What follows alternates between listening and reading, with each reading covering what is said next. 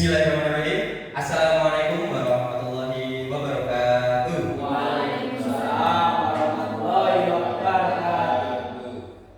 Terima kasih sekali kepada Bapak Ibu guru senior serta PLT kepala sekolah yang sudah berkenan hadir di acara diseminasi saya sebagai pelengkap tugas modul 1.4 LMS Guru Penggerak. Perkenalkan, saya Gali Agung, calon guru penggerak angkatan ke-9 dari SD Negeri Ngadiarjo 2. Di sini saya akan menyebarkan pemahaman dan penerapan pengalaman budaya positif. Dari kata-kata budaya positif ini, apa yang terngiang di benak Bapak dan Ibu guru semua? Budaya positif. Semua kegiatan yang bagus. Ya, bagus sekali Pak Bambang. Semua kegiatan yang bagus. Bisa lebih spesifikasi Pak Bambang tentang apakah itu? Bu Esti bisa menjawab coba. Budaya positif. Budaya bisa dicontohkan pada peserta didik. Ya betul. Contohnya? 5S. Ya 5S. Salam, sapa, sopan, santun. Satu lagi apa nih? Senyum. Ya 5S bisa. Kemudian saya beri contoh seperti datang tepat waktu. Itu budaya positif atau tidak? Positif. Ya, oke.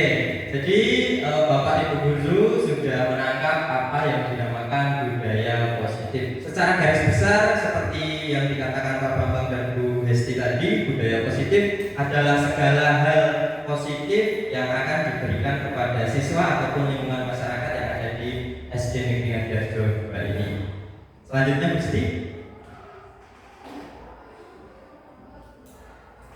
Nah, dari budaya positif tadi nanti akan saya paparkan menjadi 8 poin.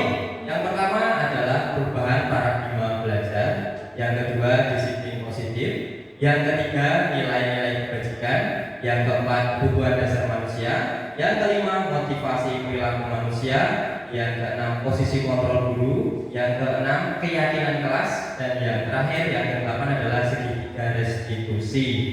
Nah, selanjutnya dari pembelajaran dengan paradigma baru. Nah, setelah saya mengikuti program guru penggerak ini, pembelajaran dengan paradigma baru ini muncul karena saya mendapat suatu ilmu mengenai filosofi Ki Hajar Dewantoro.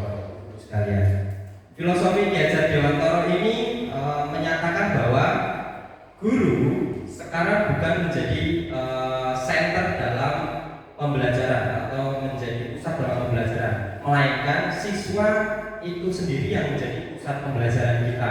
Karena siswa memiliki minat dan bakat masing-masing yang harus kita gali agar tercapai tujuan pendidikannya. Seperti penjelasan yang ada di depan sini. Pembelajaran dengan paradigma baru merupakan pembelajaran yang dirancang berdasarkan prinsip pembelajaran berdiferensiasi, sehingga para peserta didik belajar sesuai kebutuhannya berdasarkan tahap perkembangan sesuai teori psikologi modern untuk mewujudkan profil pelajar Pancasila. Nah, Bapak Ibu sekalian, profil pelajar Pancasila itu ada berapa? Ada 6. Yang pertama bisa kita lihat, beriman bertakwa kepada Tuhan Yang Maha Esa dan berakhlak mulia. Nah, ini bisa dicontohkan dengan sikap atau perilaku apa nggih? Monggo Bapak Ibu guru. Pak Suroto, bagaimana Pak Suroto? Berdoa sebelum pembelajaran. Ya, betul sekali. Berdoa sebelum pembelajaran. Kemudian kegiatan yang rutin dilakukan saat istirahat pertama dan istirahat kedua. Ya, betul sekali seperti yang dilakukan di SD kita yang dipimpin oleh Bapak Mundir. Di SD kita juga menerapkan profil pelajar Pancasila yang beriman bertakwa kepada Tuhan dengan cara sholat duha, kemudian ada sholat zuhur berjamaah dan diawali dengan membaca Asmaul Husna. Itu dia adalah profil pelajar Pancasila yang pertama yang harus diterapkan di lingkungan SD Ngadiarjo 2. Yang kedua adalah berkebinekaan global. Nah, berkebinekaan global di sini harus ditengadah harus ditekankan dengan sungguh-sungguh Bapak Ibu Guru, karena kita bisa melihat sangat minim sekali di era sekarang ini banyak pelajar yang melakukan tindakan anarkis, bahkan sampai mohon maaf sampai membunuh. Nah ini dia, berkebinekaan global ini harus ditanamkan sungguh-sungguh kepada murid kita. Dengan cara apa kira-kira kita bisa menanamkan berkebinekaan global? Menghargai perbedaan. Betul sekali Pak Mudir, menghargai perbedaan. Dengan cara menghargai perbedaan, anak didik kita diberikan suatu doktrin agar tetap menghargai perbedaan kita, berkebinekaan global. Kemudian selanjutnya adalah mandiri. Mandiri di sini bukan hanya sekedar mandi, makan, minum sendiri. Mandiri di sini kita jabarkan menjadi pelajar yang mandiri dalam menuntut ilmu, dalam artian mengetahui banyak hal tentang bagaimana semisal dikasih tugas seperti ini, nah dia mencari solusi dengan seperti ini, seperti itu. Selanjutnya adalah bergotong royong. Bergotong royong di sini bukan hanya kita sebagai guru dan rekan guru, tetapi bergotong royong dalam semua aspek warga sekolah SD Negeri Harjo 2, baik antara murid, kemudian penjaga, guru dan semua warga sekolah diharapkan saling berkolaborasi untuk menentukan atau mewujudkan tujuan pembelajaran yang ada di SD Negeri Harjo 2. Selanjutnya adalah kreatif. Nah, Bapak Ibu Guru pastinya sering memberikan kreativitas kepada anak didik kita. Seperti contohnya seperti apa nih Bapak Ibu Guru? Kreativitas untuk anak didik kita. Kerajinan mungkin Pak? Ya, membuat kerajinan dalam pelajaran apa nih di sini? Tentang melukis dengan berbagai media mungkin? Ya, betul sekali. Atau mungkin Ya. memanfaatkan lingkungan. Ya, betul sekali. Kreativitas di sini lingkupnya sangat luas sekali. Setiap mata pelajaran, setiap kelas pasti berbeda. Diharapkan nanti anak mempunyai kreativitas yang tinggi untuk menyongsong pembelajaran berprofil pelajaran Pancasila. Dan yang terakhir adalah bernalar kritis. Bernalar kritis adalah siswa memiliki nalar yang kritis dalam menyerap informasi yang ada saat ini. Bisa dibayangkan Bapak Ibu, di era digitalisasi seperti ini, informasi dari internet itu luar biasa sekali. Bahkan itu bisa menjadi suatu cambuk atau malapetaka untuk siswa itu sendiri. Karena kalau tidak bisa disaring dengan nalar kritis, siswa bisa melakukan hal-hal yang di luar norma ataupun adab yang ada di Indonesia ini. Oke, selanjutnya adalah miskonsepsi tentang teori kontrol. Ini adalah ilusi. Berbicara ilusi itu adalah seolah-olah terjadi padahal tidak. Nah, di sini ada yang pertama yang berwarna kuning ini adalah ilusi guru mengontrol murid. Nah, sebenarnya kita sebagai guru tidak bisa mengontrol murid secara penuh karena murid itu tidak yakin dan tidak sadar akan dirinya sendiri atas apa yang disuruh guru. Semisal kamu besok harus potong rambut. Nah, murid itu tidak meyakini bahwa potong rambut itu adalah hal yang harus saya lakukan sesuai dengan pedoman dirinya sendiri. Tetapi murid memotong rambut itu karena dia mendapat tekanan dari guru. Kemudian yang kedua adalah ilusi bahwa kritik dan membuat rasa bersalah mampu menguatkan karakter. Biasanya kita membuat rasa bersalah kepada siswa. Ayo, Mas Fares, kamu sekarang nilainya 70. Kamu pasti jarang belajar. Besok kamu harus dapat nilai 85 seperti itu. Sebenarnya menekan siswa seperti itu juga tidak diperbolehkan. Nah, nanti di slide selanjutnya kita juga akan membahas bagaimana cara melakukan segitiga restitusi seperti itu. Kemudian yang keempat, yang ketiga, ada ilusi bahwa semua penguatan positif efektif dan bermanfaat. Dan yang terakhir ada ilusi bahwa orang dewasa berhak memasak. Nah, ini biasanya ilusi bahwa orang dewasa berat memaksa adalah kekeliruan yang paling besar. Kita sebagai orang dewasa seolah-olah kita mempunyai power yang kuat untuk melakukan pemaksaan terhadap siswa-siswa kita. Oke, selanjutnya di sini. Nah, ini dia, mengubah paradigma stimulus respon ke pendekatan teori kontrol. Oke, nah Bapak Ibu guru, kita juga sering mengalami seperti ini. Stimulasi responnya adalah realitas kebutuhan kita sama. Kita menganggap semua kebutuhan kita sama, padahal menurut teori kontrol realitas kebutuhan kita berbeda. Kemudian yang kedua, semua orang melihat hal yang sama, padahal sesuai teori kontrol semua orang melihat hal yang berbeda. Selanjutnya, kita mengubah orang agar berpandangan sama dengan kita, padahal sesuai teori kontrol kita berusaha memahami pandangan orang lain tentang dunia.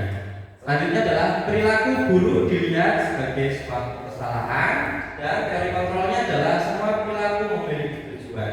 Jadi biasanya kita menganggap kalau anak didik kita membuat kesalahan seolah-olah itu adalah buruk, padahal sesuai teori kontrol anak itu membuat kesalahan pasti ada tujuannya atau ada alasannya mengapa dia melakukan kesalahan. Dan yang selanjutnya adalah orang lain bisa mengontrol saya. Menurut teori kontrol hanya Anda yang bisa mengontrol diri Anda. Ya, seperti kita sadari bahwa orang lain kalau mengontrol kita pasti akan berhutang. Oke, Bapak Ibu guru, beres? Ya. Kalau orang lain bisa mengontrol kita, itu sudah menjadi paradigma yang salah. Yang benar hanyalah kita sadar diri atas kontrol diri kita sendiri. Kemudian saya bisa mengontrol orang lain. Teori kontrolnya kita tidak bisa mengontrol orang lain. Selanjutnya, pemaksaan ada pada rujukan gagal. Kemudian teori kontrol, kolaborasi dan konsensus menciptakan pilihan baru. Model berpikir menang kalah, model berpikir menang-menang. Jadi di teori kontrol ini adalah win-win solusi. Jadi kita di teori kontrol itu menganggap semua kesalahan itu pasti ada alasan dan pasti ada sisi kebaikannya, seperti itu Bapak Ibu. Selanjutnya adalah disiplin positif. Nah, disiplin positif berasal dari kata disiplina yang artinya belajar. Disiplin mengacu pada disiplin diri yang memiliki tanggung jawab terhadap apa yang dilakukan berdasarkan nilai-nilai yang dibaiki. Coba Bapak Ibu guru, disiplin apa yang sudah diterapkan kepada anak-anak didik kita di SD Negeri Harjo 2? Bisa dari Pak Mudir dulu. Disiplin apa Pak Mudir? Disiplin tepat waktu ketika masuk sekolah. Ya, saya berpakaian dan rapi sesuai dengan jadwalnya.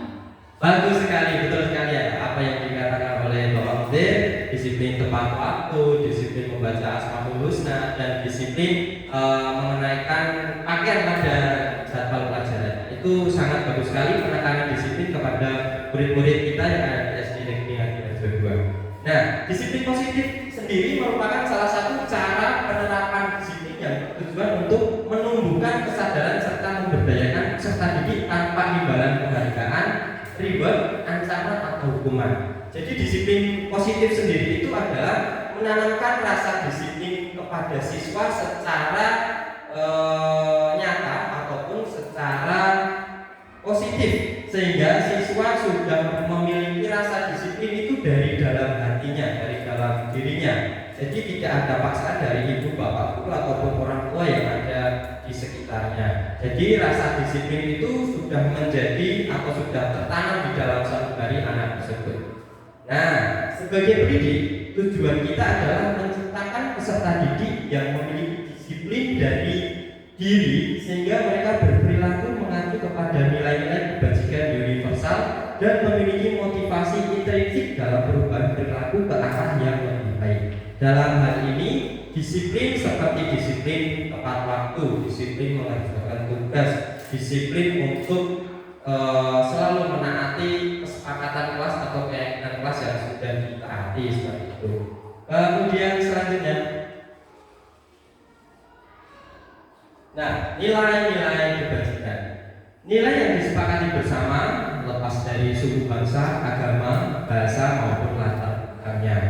Contoh nilai kebajikan institusi organisasi. Seperti kita di pendidikan, nilai kebajikan tertuang pada kurikulum merdeka, yakni ada di P5 profil pelajar Pancasila. Seperti yang disebutkan tadi di depan, ada beriman dan bertakwa kepada Tuhan Yang Maha Esa, berakhlak mulia, beri kebinekaan global, gotong royong, mandiri, kreatif, dan bernalar kritis. Nah, sebagai pendidik kita harus bisa menanamkan 6 nilai positif ini kepada siswa kita agar tujuan pembelajaran seperti yang diinginkan atau sesuai dengan filosofi Ki Hajar Dewantara yang menciptakan profil pelajar Pancasila. Selanjutnya ada Ibu Primary Years Program. Nah, di sini sedikit berbeda tetapi hampir sama. Di sini menerapkan toleransi, rasa hormat, integritas, mandiri, menghargai, antusias, empati, keingintahuan, kreativitas, kerjasama, percaya diri, dan komitmen. Dan yang terakhir adalah keterampilan hidup dapat dipercaya, lurus hati, pendengaran yang aktif, tidak merendahkan orang lain, dan memberikan yang terbaik bagi diri. Jadi dari contoh kebajikan institusi atau organisasi ini, dari profil pelajar Pancasila ini sudah dirangkum sedemikian rupa sehingga sudah membentuk satu capaian pembelajaran yang harus kita penuhi untuk anak didik kita di dalam profil pelajar Pancasila. Seperti itu Bapak Ibu Guru. Selanjutnya adalah kebutuhan dasar manusia. Kita sebagai manusia pastinya memiliki kebutuhan dasar. Kebutuhan dasar manusia sendiri adalah segala sesuatu yang kita lakukan untuk mendapatkan apa yang kita inginkan. Seluruh tindakan yang kita lakukan memiliki tujuan tertentu dan semua usaha terbaik yang kita lakukan adalah rangka agar kebutuhan dasar kita terpenuhi dengan baik. Selanjutnya Bu Siti. Nah, dari 5 kebutuhan dasar manusia dapat kita berikan poin-poin seperti ini. Yang pertama adalah bertahan hidup. Bertahan hidup itu kita membutuhkan makanan, pakaian, tempat tinggal, keamanan, dan kesehatan. Nah, ini adalah kebutuhan primer kita dalam kebutuhan dasar manusia. Selanjutnya adalah kasih sayang dan rasa diterima. Nah, kasih sayang dan rasa diterima ini dipedulikan berbagai kerjasama menjadi bagian dalam kelompok. Jadi kita sebagai individu, kalau kita dianggap dalam satu kelompok, kita diajak bergaul dengan satu kelompok, nah secara batin kita juga sudah mendapatkan rasa kasih sayang dan rasa diterima. Kemudian adalah penguasaan. Penguasaan di sini diartikan adalah harga diri, kemudian keinginan untuk dianggap, memimpin, berprestasi, diakui, didengar. Jadi penguasaan ini adalah penguasaan diri yang kita bikin di dalam diri kita. Selanjutnya adalah kebebasan. Kebebasan di sini bukan berarti kebebasan luas, kebebasan kita untuk melakukan apapun, tapi kebebasan di sini adalah kebebasan untuk mandiri, memiliki pilihan, mencoba hal baru, mampu mengendalikan arah dirinya. Ya, itu disebut dengan kebebasan dalam dasar manusia. Kemudian yang terakhir adalah kesenangan. Kesenangan di sini adalah hobi kita bermain. Ada yang hobinya bermain, atau hobinya yang ikut pengajian seperti Pak Mudir. Kemudian ada yang humoris, antusiasme, dan tertawa. Seperti tertawa ini kita juga adalah kebutuhan dasar manusia, yakni kesenangan. Oke, menginjak ke materi berikutnya. Nah, motivasi perilaku manusia ini dibagi menjadi dua, yakni motivasi ekstrinsik dan motivasi intrinsik. Motivasi ekstrinsik itu berasal dari luar dan motivasi intrinsik berasal dari dalam. Apa yang menjadi motivasi ekstrinsik atau motivasi dari luar? Yakni untuk menghindari ketidaknyamanan atau hukuman. Semisal contoh, saat pembelajaran olahraga, baju harus memakai pakaian olahraga. Nah, seperti itu adalah ada siswa yang menganggap itu adalah motivasi ekstrinsik atau dari luar karena menghindari ketidaknyamanan. Kalau semisal ada yang tidak memakai pakaian olahraga, biasanya nanti sama teman-temannya, wah tidak pakai baju olahraga, Pak ini tidak pakai baju olahraga.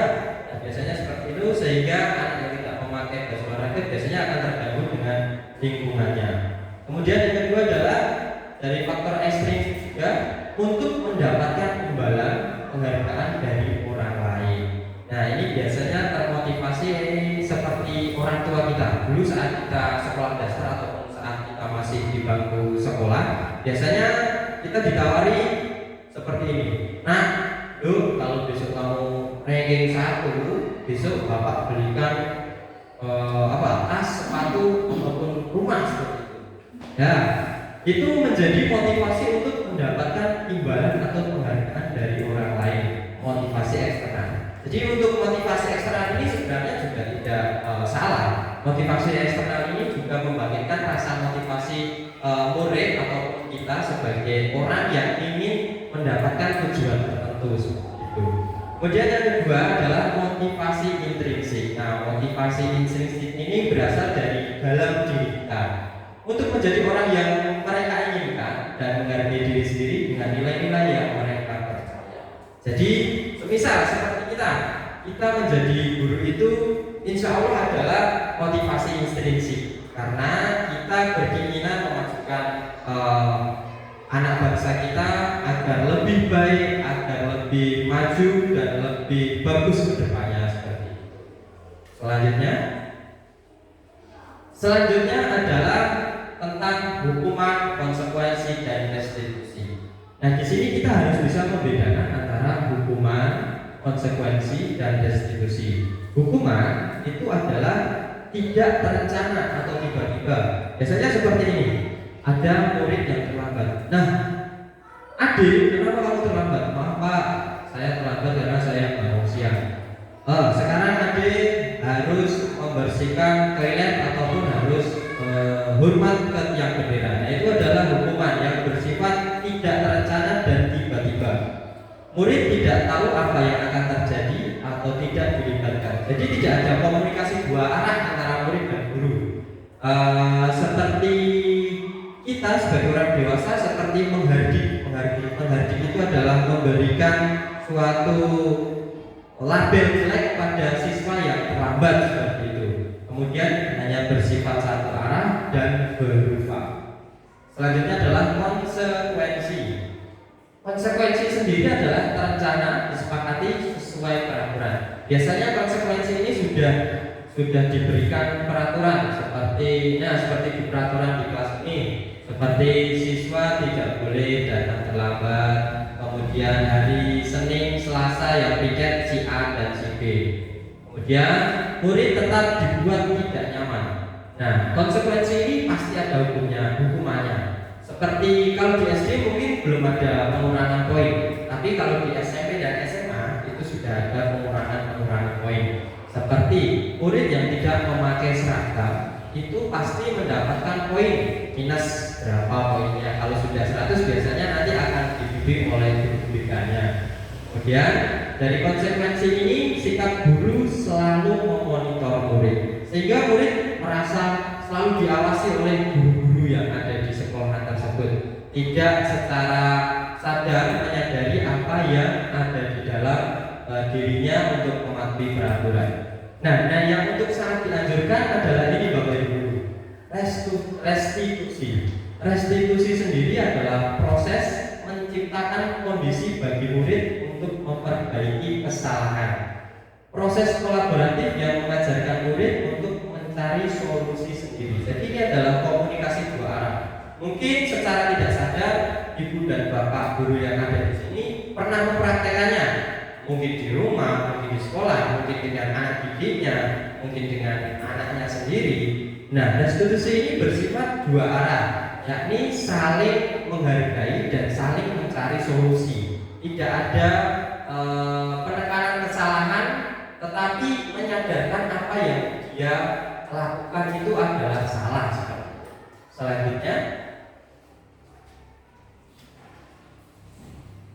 Selanjutnya adalah 5 posisi kontrol guru.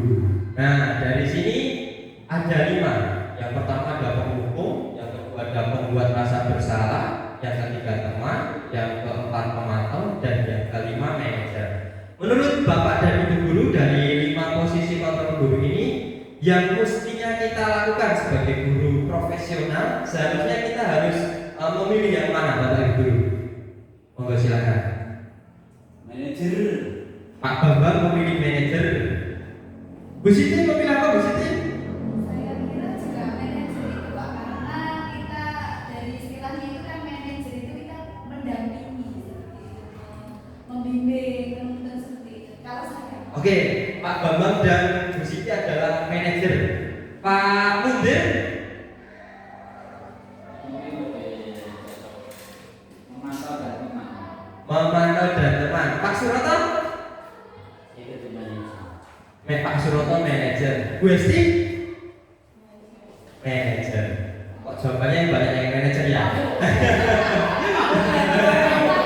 Pak Lu yang mana Pak Lu? Pak Lu juga manajer. Oke, satu persatu dulu. Penghukum.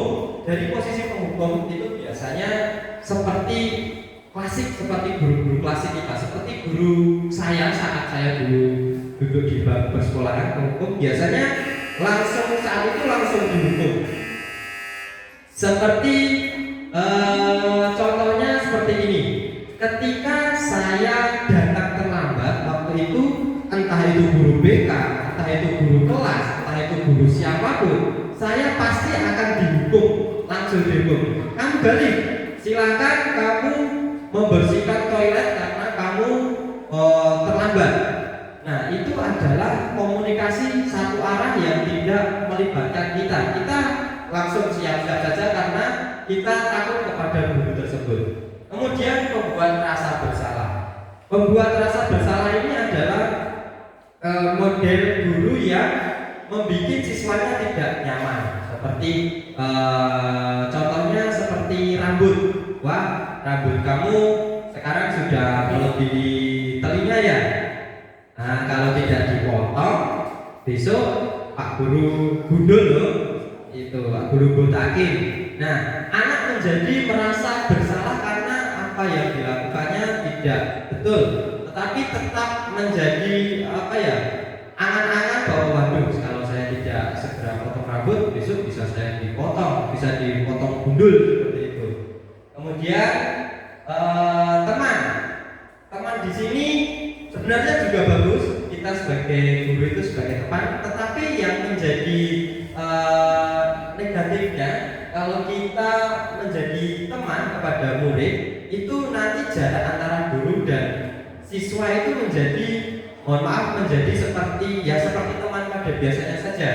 Kita kurang dihargai sebagai guru atau sebagai orang yang lebih tua kepada teman. Tetapi posisi teman di sini nilai positifnya adalah siswa menjadi lebih percaya diri untuk mengutarakan pendapatnya. Kemudian bila dinasihati, oh ya, oke, Pak Guru dan Bu Guru ini enak kok kalau nasihati, nggak pernah marah-marah, menasihatinya seperti kita bercanda gurau dengan teman-teman saja seperti itu. Kemudian di posisi pemantau.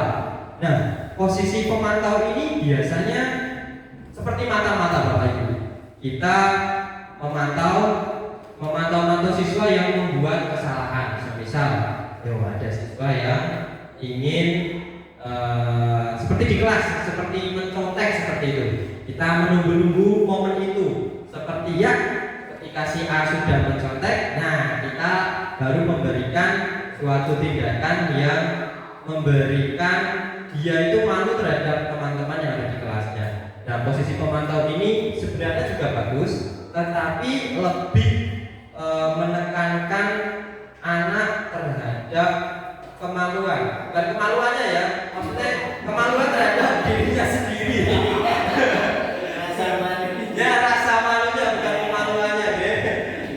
Kemudian posisi yang terakhir ini adalah posisi yang paling ideal, manajer.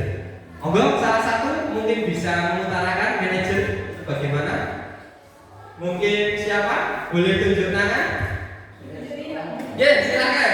Tunjuk ke atas. Siapa yang ingin mengutarakan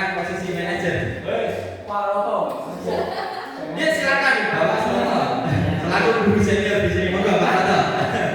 Kalau di sini manajer kita bisa, di sini adalah untuk menata atau kita mengarahkan kepada siswa dengan berbagai cara, tapi kita terfokus untuk menata anak secara baik.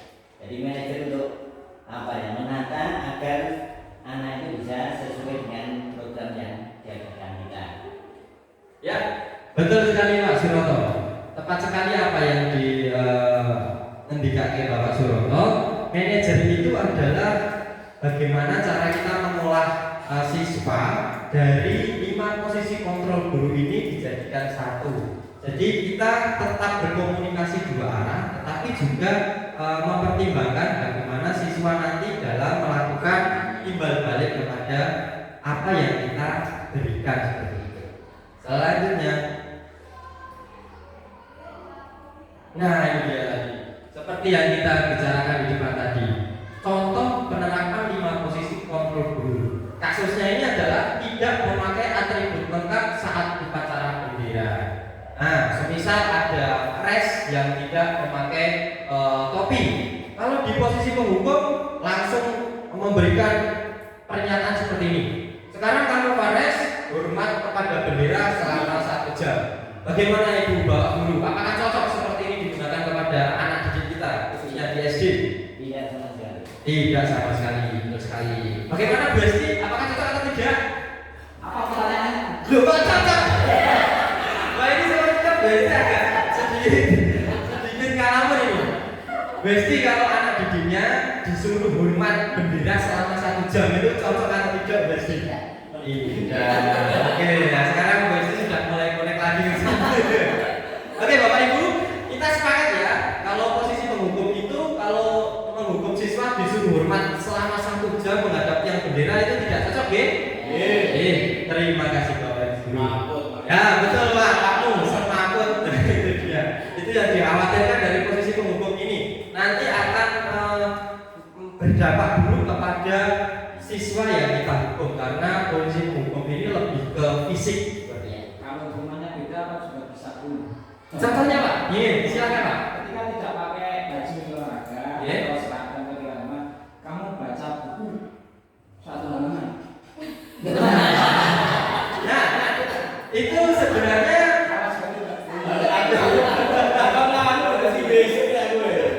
oke, sebenarnya itu boleh, tetapi yang tidak boleh adalah caranya Pak. Caranya di kontrol gurunya itu.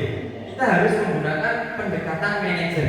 Nah, nanti kita akan pelajari di depan bagaimana cara memberikan hukuman ataupun sebenarnya bukan hukuman ya kalau di pembelajaran yang saya pelajari bersama Bu Siti ini di apa namanya di program guru penggerak ini. Jadi hukuman seperti itu yang penting adalah caranya untuk menyampaikan kepada siswa nanti Pak. Nanti bisa kita belajar di depan Pak. Oke, siapa itu nanti bisa saya jelaskan di depan. Ya, nanti ada di segitiga institusi di depan. Kemudian pembuat rasa bersalah. Nah, biasanya ini seperti ini pernyataannya. Berapa kali Bapak bilang kamu harus memberitahu kamu selalu saja mengecewakan Bapak.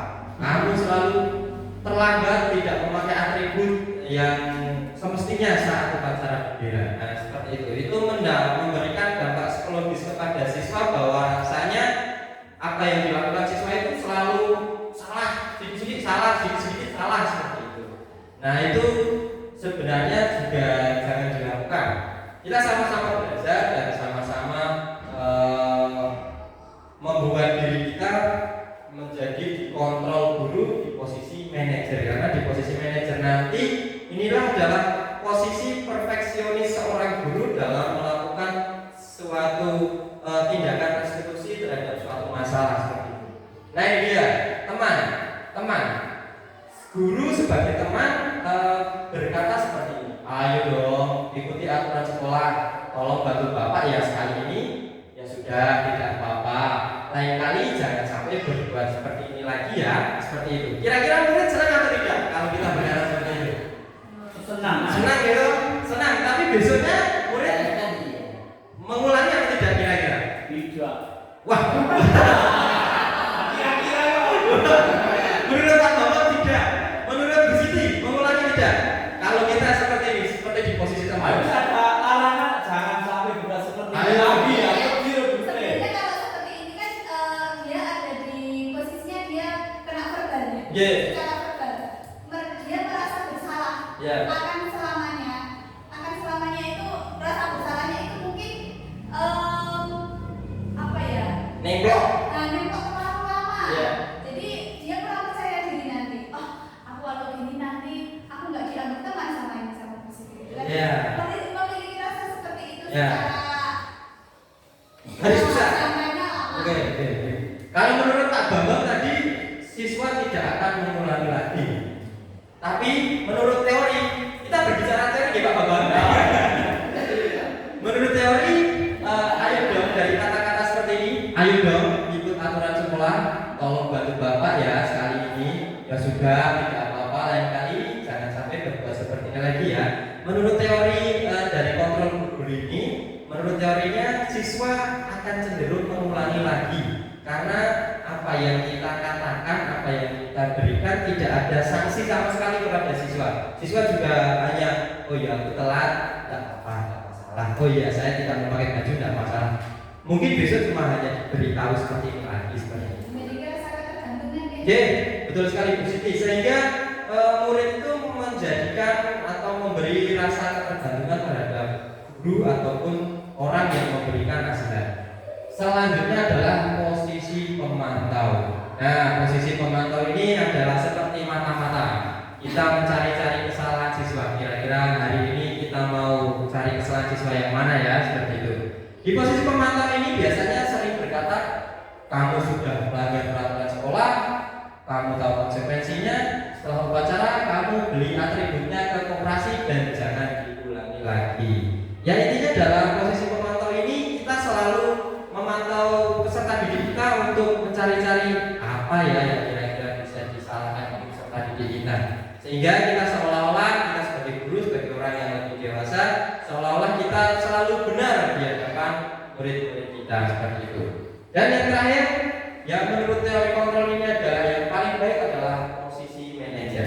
Karena di posisi manajer ini ada dua arah komunikasi. Yakni yang pertama adalah apakah kamu tahu kesalahanmu? Kita menanyakan dulu ke siswa, apakah kamu tahu kesalahanmu? Anak tersebut menjawab, saya tahu Pak, ya kesalahanmu apa? Saya tidak memakai topi, contohnya seperti itu. Kira-kira bagaimana kamu memperbaiki kesalahanmu? Jadi anak itu mudeng, kalau tidak membawa topi berarti ya harus membawa topi di minggu depan saat pembelajaran atau saat pelaksanaan upacara. Selanjutnya Bu Siti. Nah, dari posisi kontrol ini, kira-kira dari 5 posisi kontrol ini, Bapak Ibu guru, apakah bisa menjawab? Saya kecewa sekali dengan kamu Pares. Kira-kira ini posisi kontrol guru yang mana Bapak? Penghukum, membuat rasa bersalah, kemudian teman, pemantau, ataupun manajer. Kira-kira apa? Membuat rasa bersalah. Membuat rasa bersalah, Pak Mu? Membuat rasa bersalah, Pak Mudir? Sama. Semuanya sama? Oke, kita cek jawabannya. Ya. Oke, tepuk tangan untuk kita semua. Oke, ternyata Bapak Ibu sudah mulai mengerti di mana posisi kontrol, bagaimana cara untuk mengatakannya kepada murid. Kemudian ada soal selanjutnya. Ini dia. Kamu tidak pernah benar melakukannya, Indri. Nah, kira-kira itu apa? Dari 5 posisi kontrol tadi. Mantap. Pak Mudir pemantau. Pakmu apa Pakmu? Lalu mau apa wae? Ya, saya ulangi sekali lagi. Ada yang pertama adalah yang pertama adalah penghukum, yang kedua adalah pembuat rasa bersalah, yang ketiga adalah teman, yang keempat pemantau, dan yang kelima manajer. Kira-kira ini apa? Kamu tidak pernah benar melakukannya, Indri. Bu Siti, kira-kira apa Bu Siti? Membuat rasa bersalah. Bagaimana? Bu Siti teman, tak sepotong. Membuat rasa bersalah. Membuat rasa bersalah. Ini Bu Hesti apa Bu Hesti kira-kira Bu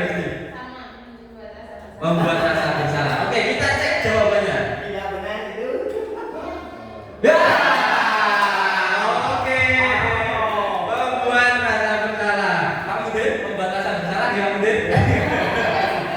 Dia Bu Siti juga.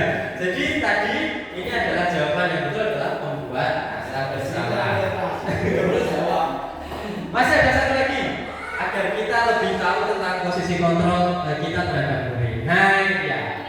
Ayolah lakukan demi bapak atau ibu ya nak. Yakin jawabannya teman? Oke kita kunci jawabannya dan kita coba buka. Oke, betul sekali. Posisinya adalah teman. Dan yang terakhir ini harus benar dijawab ya Bapak Ibu. Nah, kamu tidak pernah mendapatkan nilai jika tidak mengerjakan tugas Bapak. Ini bukan yang terakhir, yang selanjutnya masih ada satu lagi. Bu Siti penghukum. Bu. Coba dipikirkan, ini kira-kira di posisi kontrol apa? Pantau. Wah, kamu memantau. Bu Siti? Wah, Bu Siti ternyata alih jawaban menjadi pemantau. Pak Suroto? Saya adalah menghukum. Penghukum? Kamu deh? Penghukum? Manajer. Berarti? Pemantau. Oke, dari sini ada jawaban pemantau ada 3, penghukum 1, manajer juga ada. Coba kita cek jawabannya. Ya, jawabannya adalah penghukum.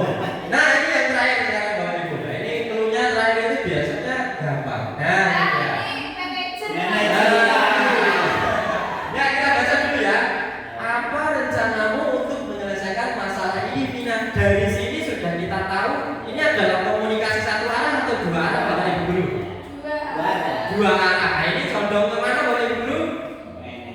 Ke manajer. Coba kita lihat. Ya, oke. Terima kasih Ibu Bapak Guru. Jadi dari posisi kontrol ini Ibu Bapak Guru sedikit banyak sudah mengetahui posisi mana saat kita akan mengucapkan itu kepada peserta didik kita. Oke, selanjutnya. Terima kasih. Nah, selanjutnya adalah segitiga restitusi. Sebentar Pak Bambang. Segitiga restitusi. Segitiga restitusi ini adalah kelanjutan dari posisi kontrol tadi sebagai seorang manajer. Karena di dalam teori ini posisi manajer adalah posisi yang diutamakan dan harus kita fasih dalam memberikan suatu tindak lanjut terhadap masalah yang ditemui oleh siswa. Nah, segitiga restitusi di sini adalah suatu proses dialog yang dijalankan untuk guru agar dapat menghasilkan murid yang mandiri dan bertanggung jawab. Jadi dari sini kita bisa melihat ada 2 arah komunikasi. Nah, segitiga restitusi ini ada 3 tahap. Tahap pertama adalah menstabilkan identitas. Tahap yang kedua adalah validasi tahapan yang salah dan tahapan yang terakhir adalah menanyakan keyakinan. Oke, selanjutnya Bu Siti. Di tahapan yang pertama adalah tahapan apa Bapak Ibu guru yang tahapan yang pertama? Menstabilkan identitas. Oke, terima kasih. Nah, tahapan yang pertama adalah tahapan menstabilkan identitas. Nah, di sini kita berdasarkan prinsip membuat kesalahan adalah bagian dari proses pembelajaran. Jadi di sini siswa ketika membuat kesalahan kita anggap siswa itu baru belajar untuk menjadi benar seperti itu. Jadi di sini siswa saat melakukan kesalahan itu pasti ada sesuatu hal yang membuat mereka membuat kesalahan dan pasti ada satu hal untuk membuat kebenaran seperti itu. Nah, di sini biasanya kita akan menggunakan kata-kata seperti ini. Berbuat salah itu hal yang wajar. Kemudian tidak ada manusia yang sempurna. Ibu bapak juga pernah melakukan itu. Ibu bapak tidak mau mencari siapa yang salah, tapi ibu bapak ingin mencari solusi dari permasalahan ini. Kamu berhak merasa begitu. Dengan perkataan seperti itu, nanti anak akan termotivasi atau terpancing untuk menceritakan permasalahan apa yang baru dia alami seperti itu Bapak Guru. Selanjutnya di sini di tahapan yang kedua adalah tahapan validasi tindakan yang salah. Prinsip setiap perilaku berupaya memenuhi suatu kebutuhan tertentu. Jadi anak itu membuat kesalahan pasti dia itu ingin melakukan pemenuhan kebutuhan dirinya seperti itu. Nah, pertanyaan atau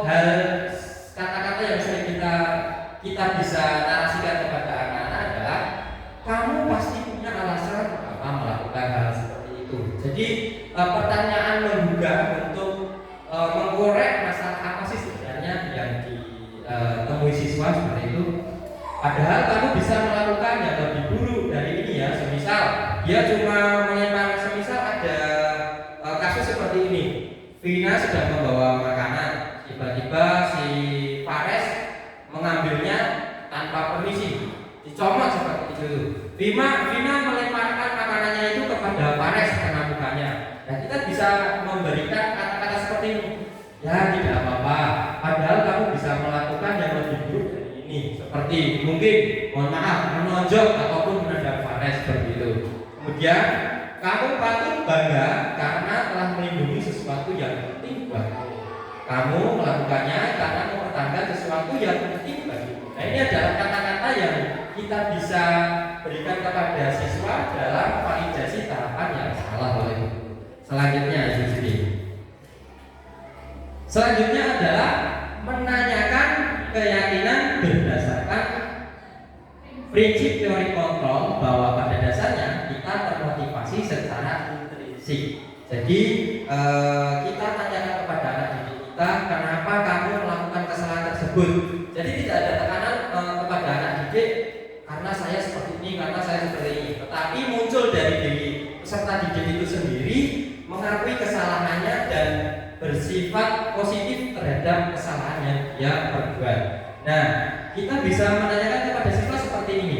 Apa keyakinan kelas kita? Nilai-nilai apa yang telah disepakati bersama? Seperti apa gambaran sebuah kelas yang ideal untuk kamu? Kamu ingin menjadi orang yang seperti apa? Seperti itu. Selanjutnya Bu Siti. Pause dulu di sini. Nah, Bapak Ibu guru, bisa kita lihat di sini. Ini adalah contoh penerapan segitiga restitusi. Nah, di sini saya mengambil peran Fares. Fares di sini saya ceritakan dia sering terlambat sekolah karena dia sering main game. Nah, di sini saya mencoba untuk menanyakan menggunakan segitiga restitusi apa yang menjadi permasalahan di individu seorang Fares. Monggo Bapak Ibu kita cermati dulu. Play. Tadi Bapak menjawab coba Fares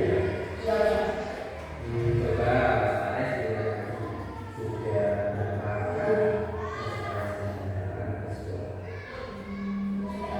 mendapatkan sering terlambat itu suatu kesalahan juga ada masalah. Baik Mas Fares, berbuat kesalahan itu manusiawi. Setiap orang pasti pernah berbuat kesalahan. Yang terpenting kita bisa belajar dari kesalahan tersebut dan terus berusaha untuk memperbaikinya. Setuju Mas Fares? Setuju. Ya, Mas Fares, sekarang kita cari solusinya. Jangan nanti Mas Fares baru akan yang Mas Fares. Ya. Mas Fares sering terlambat pasti ada dasarnya. Apa sih yang menyebabkan Mas Fares sering terlambat? Karena saya sering begadang Pak, sambil main game sampai larut malam, jadi kurang tidur Pak. Kamu tahu keyakinan kelas yang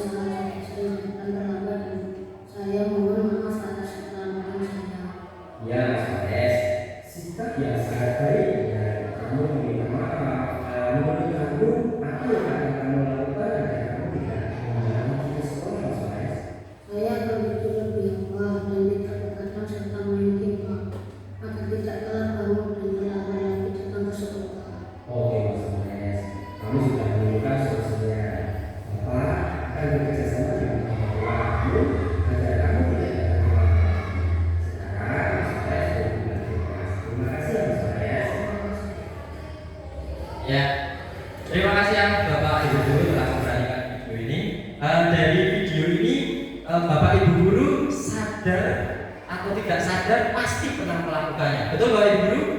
Pernah melakukannya, entah itu di rumah, entah itu di sekolah ataupun di manapun.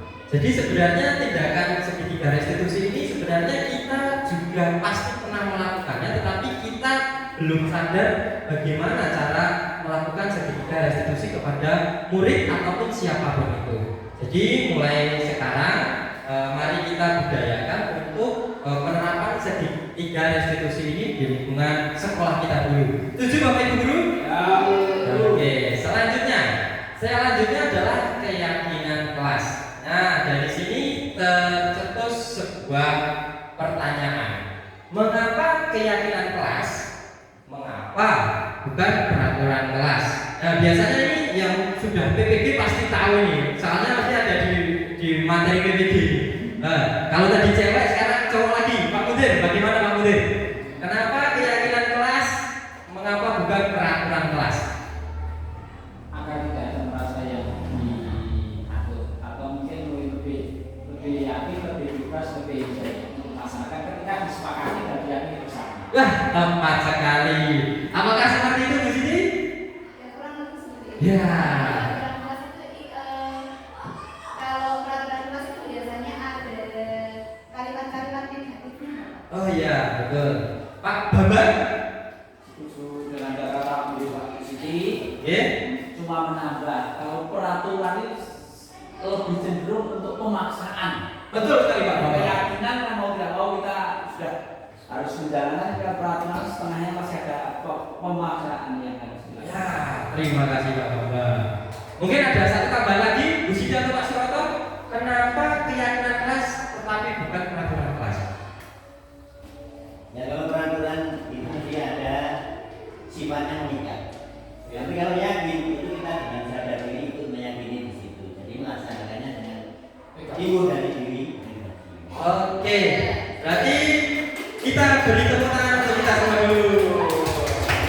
Oke, alhamdulillah semuanya ini sudah paham, sudah mengerti tentang keyakinan kelas. Keyakinan kelas adalah hal yang diyakini baik itu guru ataupun murid tanpa paksaan dalam melakukan suatu tindakan ataupun keyakinan kelas yang sudah disepakati. Selanjutnya di sini. Nah, ini dia pembentukan keyakinan kelas. Itu ada 5 sifat. Yang pertama bersifat abstrak. Jadi boleh keyakinan kelas itu boleh sesuka hati, seyakinnya, yang penting disepakati satu kelas. Kemudian berupa pernyataan universal, dibuat dalam pernyataan positif sesuai dengan kondisi kelas dan sekolah sehingga mudah diterapkan. Dan yang terakhir adalah semua warga sekolah atau warga kelas dilibatkan saat membuat keyakinan kelas. Selanjutnya adalah pembentukan keyakinan kelas. Tahap yang pertama adalah tanyakan kepada murid tentang masalah dan harapan di kelas. Mengkalah pendapat murid, artinya siswa disilahkan menyiapkan berbagai masalah yang dihadapi saatnya berada di kelas dan harapan kelas yang bisa membuat ia nyaman. Hal itu bisa dilakukan secara individu, secara kelompok, ataupun secara survei kelas. Misalnya seperti apa kelas impianmu, ceritakan kelas impianmu, bagaimana kondisi kelasmu, teman-temanmu, dan guru-guru impianmu. Biasanya ini nanti lebih mudah kalau kita berikan sticky note, ya, Bapak Ibu guru, kertas warna-warni yang bisa ditulis kemudian nanti bisa ditempel seperti itu. Selanjutnya di sini. Selanjutnya adalah tahap kedua, yakni pembentukan keyakinan kelas. Nah, kemarin saya praktekkan di kelas 4 saat pembelajaran olahraga. Kami dan murid-murid membuat keyakinan kelas dan disepakati untuk pembelajaran olahraga. Dan yang kedua ini adalah eksplorasi ide dari murid untuk mencapai kelas impian. Bertanyalah harapan tentang kelas, apa yang murid harapkan tentang kondisi kelas, dan bagaimana untuk guru dan teman-teman di kelas. Contohnya, menurut kalian apa yang harus kita semua lakukan untuk mencapai kelas impian kita? Nah, bebaskan murid untuk menulis apa yang mereka impikan, apa yang mereka cita-citakan, kemudian berilah sticky note, kemudian tempelkan ke depan. Selanjutnya di sini. Setelah ditempel ke depan, kemudian kita bagi kertasnya itu menjadi kesimpulan dan ide murid. Dari banyaknya ide-ide siswa itu pasti ada 1, 2, 3 bahkan banyak nanti yang hampir sama. Nah itu kemudian kita kelompokkan. Setelah kita kelompokkan, kita pandu murid menambahkan tujuan lain yang terlupakan atau menghapus tujuan yang tidak utama. Seperti itu. Next. Selanjutnya adalah ubah ide menjadi keyakinan kelas. Jadi dari kata-kata yang awalnya itu jangan, kita ubah menjadi berhati-hati. Contoh, semisal jangan berlari, kita ubah menjadi apa posisi ya kira-kira? Kata-kata jangan berlari kita ubah menjadi apa kira-kira? Cocok? Jalan berhati-hati. Ya betul sekali, berjalan berhati-hati. Kita menggunakan konotasi kata yang anjuran, jangan ada jangan atau tidak seperti itu. Itu sangat dihindari atau dihilangkan dalam pembuatan keyakinan kelas. Selanjutnya posisi. Nah, seperti yang ada di gambar ini, setelah terjadi keyakinan kelas, contoh dari kemarin yang saya lakukan kepada kelas 4 adalah keyakinan kelasnya adalah yang pertama, datang tepat waktu. Yang kedua, memakai baju olahraga. Yang ketiga, berkata sopan. Yang keempat, saling menghargai dan menjaga. Dan yang terakhir, boleh minum saat. Dan itu adalah keyakinan kelas yang kami buat kemarin saat akan melakukan pembelajaran olahraga. Kemudian belum sih? Oke, kemudian kita suruh anak-anak dan kita juga menandatangani keyakinan kelas kita agar kita dan anak-anak yakin bahwasanya apa yang sudah kita sepakati ini menjadi tujuan ataupun keyakinan kelas yang harus kita selalu patuhi seperti itu. Kemudian yang terakhir sudah di penghujung desiminasi. Yang terakhir adalah penutup. Terima kasih Bapak Ibu. Ternyata kita sudah di penghujung acara desiminasi kali ini. Bagaimana perasaan Bapak Ibu? Sudah tercerahkan? Sudah. Bagaimana sudah tercerahkan yang sini? Yang sini cerah? Alhamdulillah semua sudah tercerahkan. Jadi di penutup kali ini ada kata-kata sedikit dari saya. Dalam penerapan program disiplin positif ini, hendaknya guru memiliki standar kepribadian profesional dan sosial yang baik, di mana guru mampu merefleksi dirinya dalam posisi kontrol saat ini. Bagaimana berjalan dirinya sebagai among dalam pengertian manajer yang menuntut murid-muridnya menjadi insan yang mandiri, merdeka dan bertanggung jawab sesuai filosofi Gadjah Dewantara dan standar nasional pendidikan. Akhir kata dari saya, sekian dulu dari saya. Kalau ada kata yang salah, mohon maaf. Terima kasih kepada Bapak Ibu guru di sini. Dan dari saya, wassalamualaikum warahmatullahi wabarakatuh. Waalaikumsalam warahmatullahi wabarakatuh. Tepuk tangan untuk kita.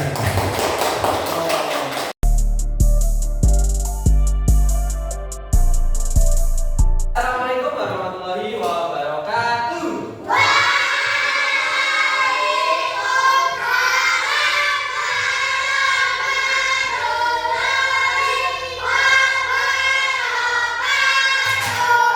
Good sekali. Hari ini kita pelajarannya apa? Penjas, orkes, bisa olahraga juga bisa. Oke, kalian punya tepuk semangat? Bagaimana coba? Ayo, 1, 2, 3. Tepuk semangat.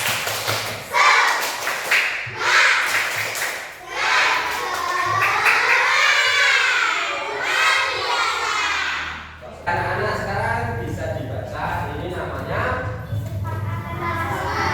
kesepakatan kelas. Dan sini namanya keyakinan kelas. Nah, nanti kita akan membuat yang namanya keyakinan kelas. Kesepakatan kelas itu nanti kita disepakati dulu. Satu kelas ini pengennya gimana sih kelas kita saat pembelajarannya Pak Galih, khususnya pembelajarannya Pak Galih ya. Kemudian nanti keyakinannya itu dipertebal dari kesepakatan kelas. Oke, sekarang seperti apa kelas impian anak-anak sekarang? Gimana? Pak Galih tuliskan di sini.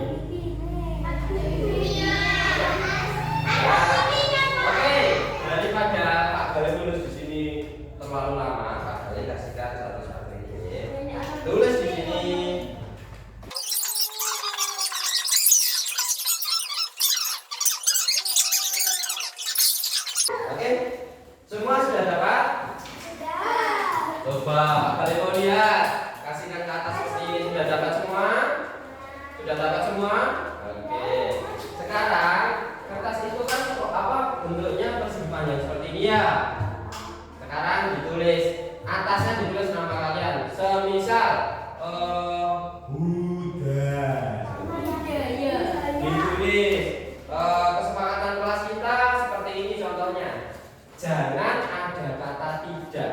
Kemudian seperti tidak boleh terlambat. Jadi kesepakatan kelas pertama kita maunya apa? Kalau pelajarannya Pak Gali gimana? Tidak boleh terlambat contohnya. Yang kedua memakai seragam olahraga contohnya ya. Terus Pak Gali disuruh gimana? Seperti itu. Boleh tulis 5 boleh. Oke, boleh terserah. Mau seperti ini boleh, mau tegak seperti ini boleh. Kalau kurang sticky note-nya bisa minta lagi. Oke? Tulis 5 ya. Yang ingin kalian lakukan saat pembelajaran Pak Gali. Kalian itu pengennya gimana? Ya? Mudah enggak? Mudah ya? Ya. Contohnya kita namain dulu. Contohnya yang pertama tidak boleh mengganggu teman. Karena ada tahu saat kita pembelajaran olahraga, bolanya milihnya siapa? Diambil seperti itu. Mungkin enggak apa ditulis tidak boleh. Tidak curang boleh. Kemudian tidak apa seperti itu ditulis dulu. Nanti kita akan bikin kesepakatan kelas di sini. Kita olahraga dong nanti. Kita waktunya ini cuma sampai jam 8:30 sudah selesai. Ya waktunya 5 menit dari sekarang. Dituliskan 5 keinginan atau 5 kelas impian kalian. Tuliskan kelas impian kalian khusus ke kelasnya Pak Gali ya. Kalian pengennya gimana? Tidak boleh mengejek, tidak boleh datang terlambat, tidak boleh rambutnya gondrong, tidak boleh rambutnya disemir, sepatu gimana, memakai sepatu dan sebagainya. Mudah nggih? Ya, seperti itu boleh. 5 ya, minimal 5, tapi kalian boleh tulis sebanyak-banyaknya. Kalau masih kurang bisa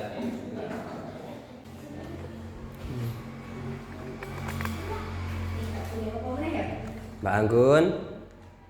Ya. Ini Mas Pendi nih baru menulis yang dia inginkan. Kok ditutup-tutup? Sudah selesai Mbak Ara? Ya, dipikir dulu yang matang-matang yang kalian inginkan. Ayo. Ayo Mbak, sudah? Wah ini Mas Huda ini Ronaldo nih. Potongannya Ronaldo. Sip. Nanti kita itu tidak ada salah, tidak ada betul. Kita nanti kesepakati di kelas. Ayo. Mas Huda mandelok ke kamera wae kok gitu.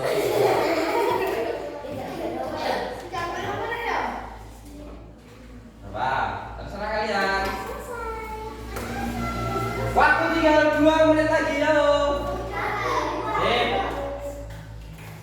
Apa saat kalian olahraga boleh minum seperti itu? Nanti kita sepakati ya toh.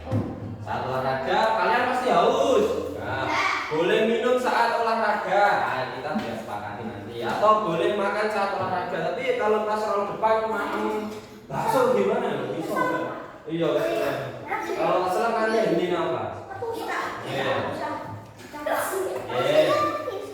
Oke, 1 menit terakhir. Ayo Nabil, dipikir Bil.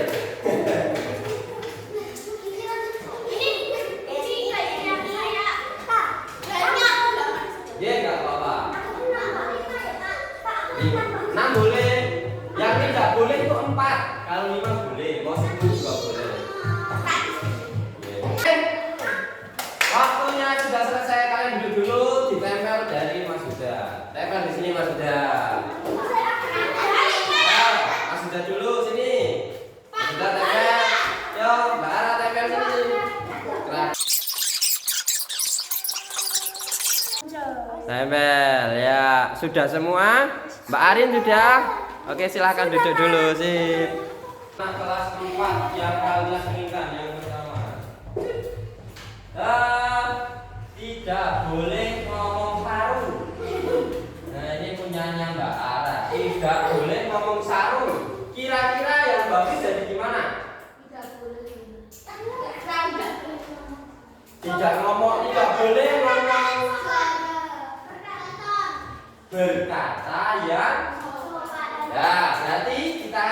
kita revisi menjadi berkata yang bagus sekali. Satu,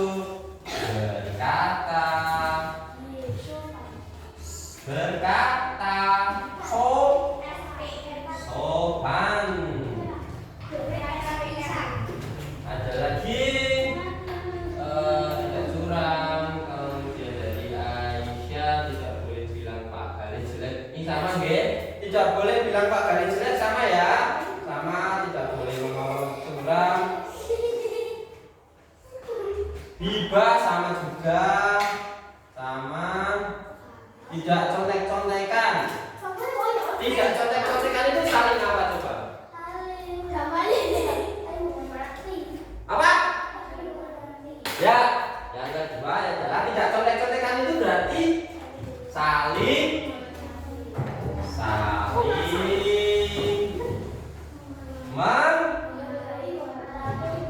menghormati ya, menghormati dan menghargai. Oke, dan menghargai. Tuh, nah ini dia, bagus sekali ini dari Mbak Risma. Ada Mbak Risma tadi yang sarapan. Nah, kalau di pembelajaran Pak Galih karena kita sering lari-lari, sering berkeringat, kita berarti harus sarapan. Berarti apa? Sarapan. Yang ketiga harus sarapan. Ya, harus apa? Sarapan. Lagi, Mbak Bibam. Nah, bagus sekali nih. Ada memakai baju olahraga. Di SD kita mempunyai baju olahraga berapa? Dua. Ada yang punya satu, ada yang punya dua. Baju olahraganya berwarna merah dan biru. Kita sepakati ya, saat pembelajarannya Pak Galih boleh memakai baju olahraga yang berwarna merah ataupun biru. Berarti memakai baju apa?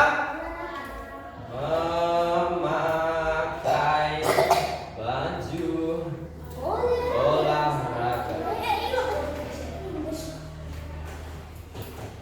Yang kelima, Rani.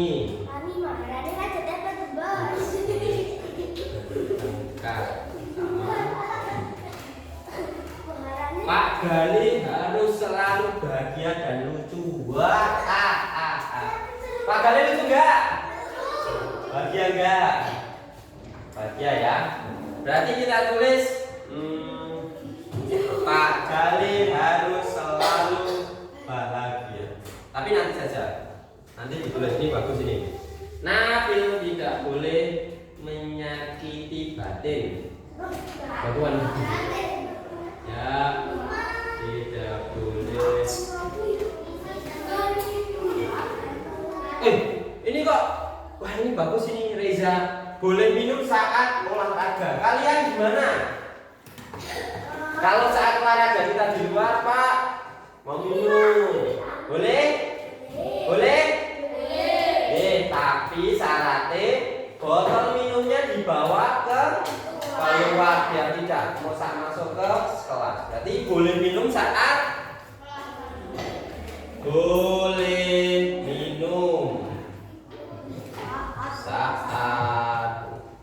pembelajaran.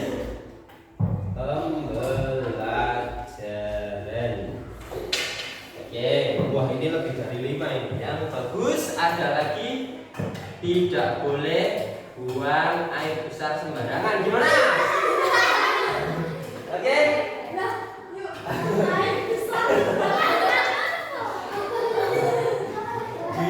Misalnya di latar seperti itu.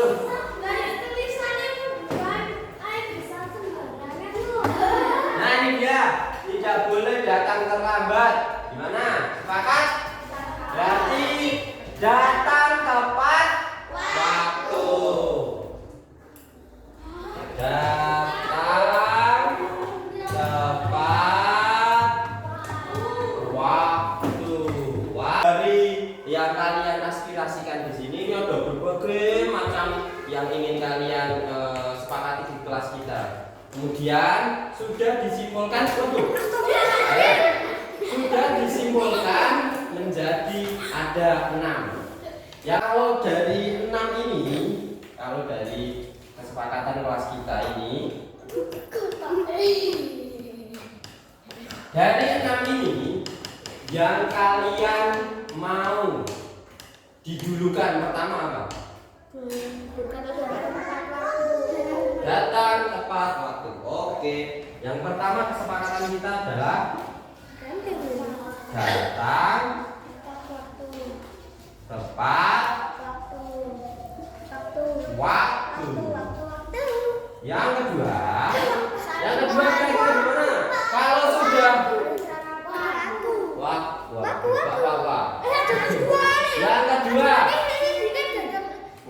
Yang kedua setelah datang tepat waktu kalian harus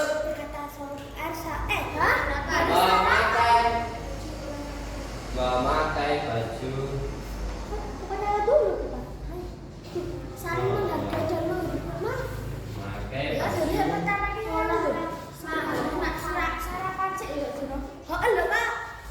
memakai baju olahraga. Yang ketiga pasang harus sarapan ya.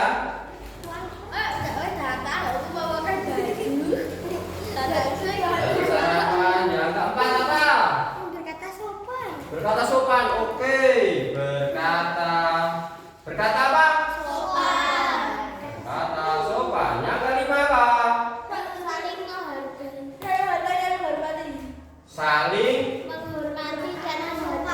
Saling menghormati dan menghargai. Kemudian yang keenam, boleh minum saat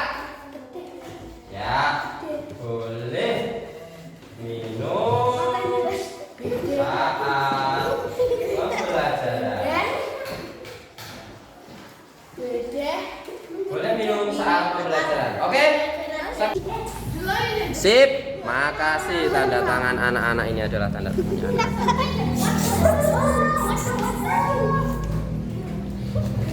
Sip.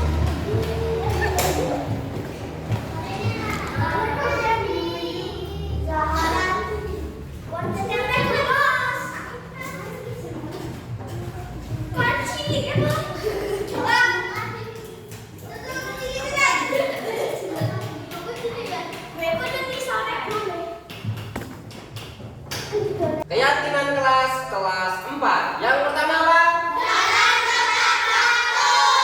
Yang kedua. Yang ketiga. Yang keempat.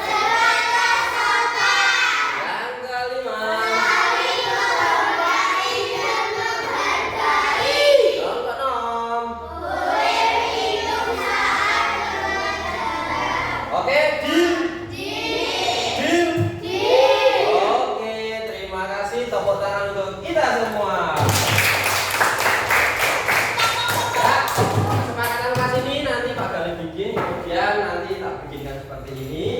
Nanti ditempel di mana ya? Di belakang juga boleh. Nanti tempatnya kosong. Sekarang yang bawa air minum, karena kesepakatan kelas kita boleh minum saat pembelajaran di bawah. Kemudian kita ke luar. Ayo.